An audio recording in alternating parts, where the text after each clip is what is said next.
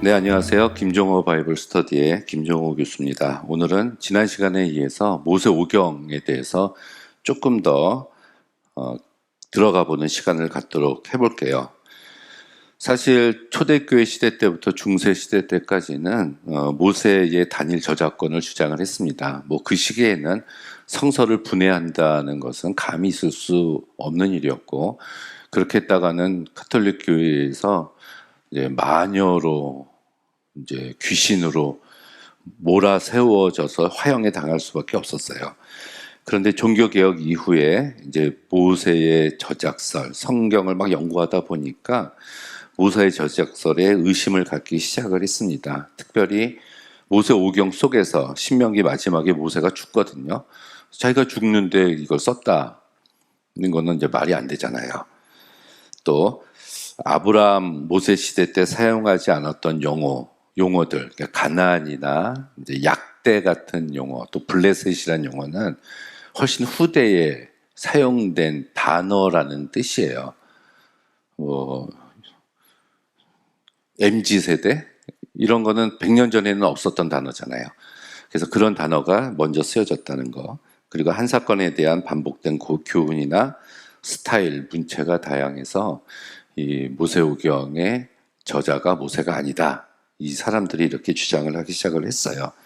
특별히 제가 몇 번 언급했는데 프랑스의 진 아스트럭이라는 사람이 모세가 창세기를 구성하는 데 사용했었던 것으로 보이는 자료들에 대한 추측, 여기에서 여러 자료들을 사용해서 썼을 것이다 라는 아주 작은 논문을 이제 자신의 이름이 아닌 가명으로 이걸 학계에 제출을 했는데 뜻밖의 사람들에게 의해서 호응을 얻으면서 이것에 대한 연구가 시작이 되었습니다. 그래서 이들을 문서 가설 학자들이라고 얘기해요. 이제 지난 시간에 우리가 이야기했었던 JEDP를 나누는 그런 학자들인데 이들이 주장한 학설들이 굉장히 많습니다. 그러니까 그 얘기는 뭐냐면은 이들 사이에서도 통일성을 보이고 있지 못하다는 얘기예요. 근데 또 하나 이 문서에 뭐라고 붙냐면 가설이라고 붙어요. 첫 번째가 옛 문서 가설. 가설이라는 말은 실질적인 설이 아니라 그냥 한마디로 말하면 가짜 설이에요. 가능성이 있는 어떤 설을 주장했다라는 얘기거든요. 이제 출애굽한 백성들이 가나안 땅에 들어가잖아요. 들어가는데 여호수아의 지도하에 군사적으로 정복했다는 군사정복설, 아니면 사사기에 근거해서 삼손같이 한 200년에 걸쳐서 이제 점진적으로 이주했다라는 설, 그리고 세 번째는 기생 라합처럼 그 가나안 땅에 살고 있었던 하류 계층에 있는 사람들과 출애굽했었던 히브리 민족들이 서로 연합해서 가나안 땅에 들어갔다는 내적 봉기설, 이 세 가지가 있거든요. 근데 이것도 모델 또는 가설이라고 얘기해요.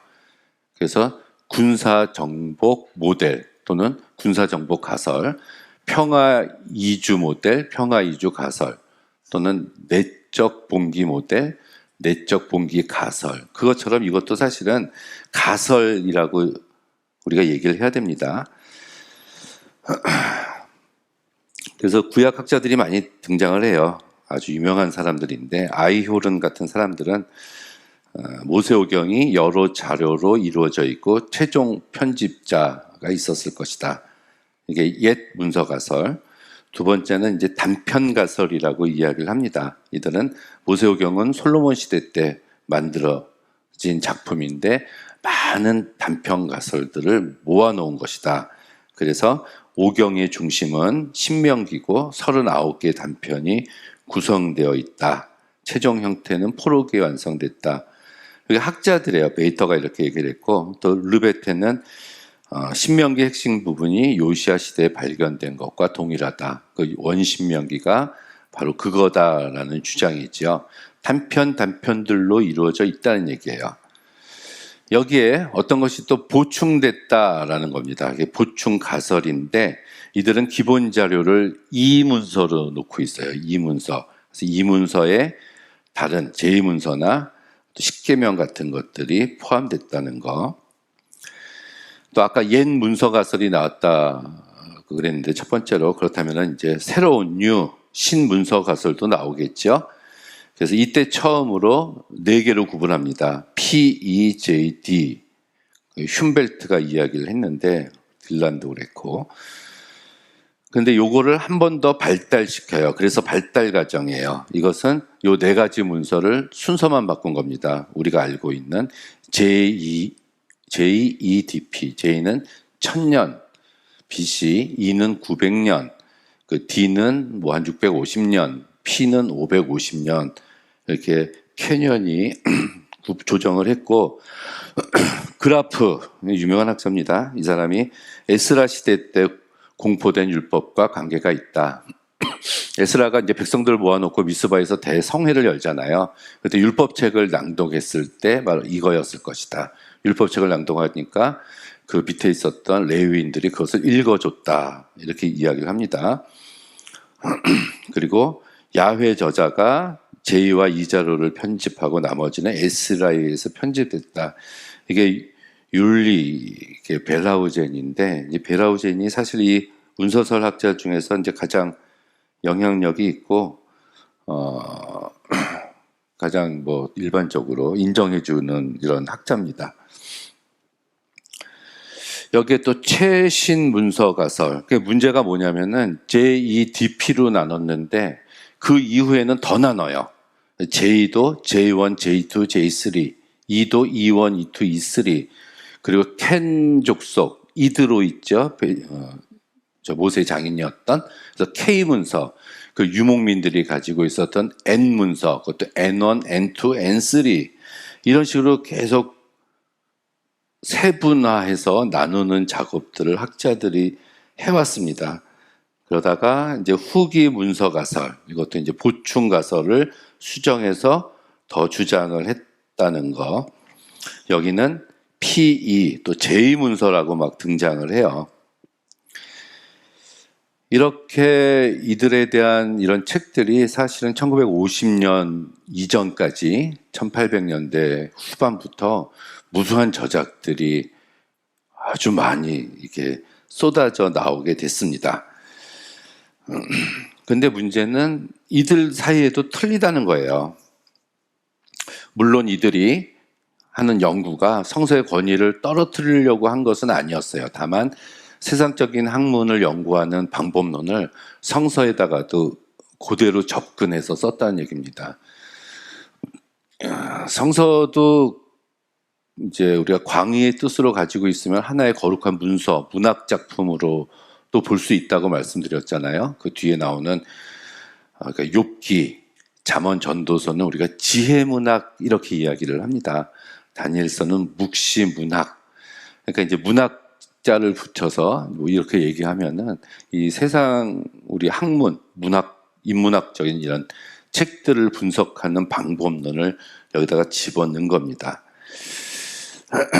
그런데 사실은 이들이 주장하는 제2문서다, 2문서다 하는 것들도 아주 명확하게 구분 짓기가 라는 거. 그리고 그 오래전에 이 고대 근동 메소포타미아와 이스라엘 사람들의 글쓰기 방법에서는 여러 가지 그 신명, 신의 명칭들을 여러 개 사용하는 것은 굉장히 흔한 방식이었다. 그래서 어떤 문학적인 장르, 그 문명권의, 그 문학권의 언어학적인 측면 같은 것들을 고려하지 못한 게 아닌가. 그래서 유사한 내용의 중복 기사, 이거를 이들이 굉장히 많이 주장을 하는데, 특히 족장들의 아내가 이방인에게 위기를 당하잖아요. 아브라함은 2번이나 그러고 이삭도 1번 그러고. 그러니까 이렇게 3번이나 창세기에서 반복되는 것을 가지고 이건 동일한 사건을 3번 쓴 거다. 이들은 이렇게 주장해요. 그런데 뭐 이런 것 자체를 우리가 문학적인 측면에서 해석하자면 나중에 문제가 될 것이 없는 것들이에요. 이런 것들이. 그렇다는 거. 그리고 우리가 에스더서에 하나님 이름이 한 번도 나오지 않는다 그래서 에스더서 자체를 권위가 없는 성서다라고 우리가 이야기하고 있지 않잖아요. 그렇다는 것, 그리고 신학의 차이가 문서의 차이다라고 이들이 주장하는데 그렇지도 않다는 거예요. 그게 이제 한 곳에 가서 예배를 드려라. 하나님이 지정하신 그 한 곳에 가라. 이게 신명기서에 나오는 얘기인데 출애굽기에서는 여러 곳에서 뭐 예배를 드려라 이렇게 이야기를 하거든요.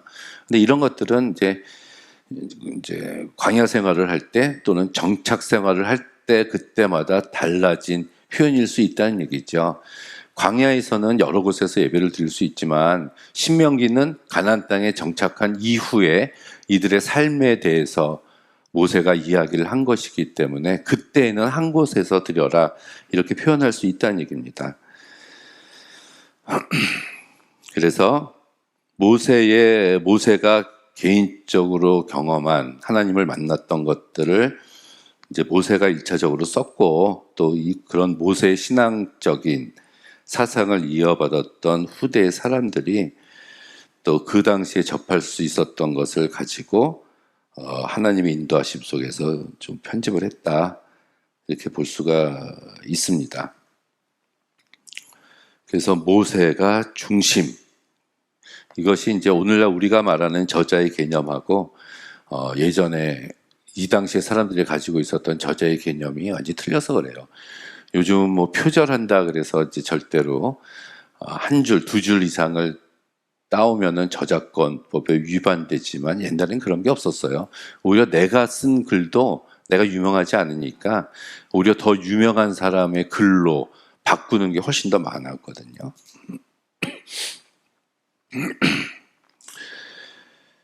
그리고 아까 제가 이제 지명들이 모세 시대 때 사용했었던 아브라함 시대 때 사용했었던 지명이 아니라 훨씬 더 후대에 사용한 지명들을 사용했다라고 이제 이야기한 것은 바로 그 모세와 그 모세 사상을 이어받은 편집자들의 활동이 조금 있었을 것이다. 그래서 그 정도까지는 우리가 인정을 할 수 있다. 뭐 이 정도로 우리가 이야기를 하는 게 좋을 것 같아요. 더 이상 이렇게 세분하게 하는 작업들은 좋지 않다고 이렇게 생각합니다. 그래서 이제 자료 비평의 단점은 성서를 우리가 하나의 완벽한 문학 작품으로 인정하자, 이것에 대해서 인정을 하지 않았다는 거, 그래서 책을 너무 분해했다는 단점이 있습니다. 하지만 우리가 또 한 권으로 해서 읽어볼 때 발견할 수 있는 무궁무진한 하나님의 진리의 말씀들이 있어요. 본래 모세오경은 창세기, 출애굽기, 레위기, 민수기, 신명기 5이지만 제가 한 권이라고 말씀을 드렸습니다. 모세오경은 한 권이에요. 이거를 70인역에서 구분을 해놓은 게 지금까지 내려왔지만 본래는 한 권이에요. 그래서 한 권으로 우리가 읽었을 때 창세기에서 신명기까지 한 권으로 읽었을 때 발견할 수 있는 완성된 하나님의 주제적인 메시지가 분명히 있습니다. 그렇게 읽는 작업이 오늘날 우리들에게 또 필요한 시대가 오지 않았나 이렇게 생각을 합니다. 네, 오늘 여기까지 하도록 하겠습니다. 감사합니다.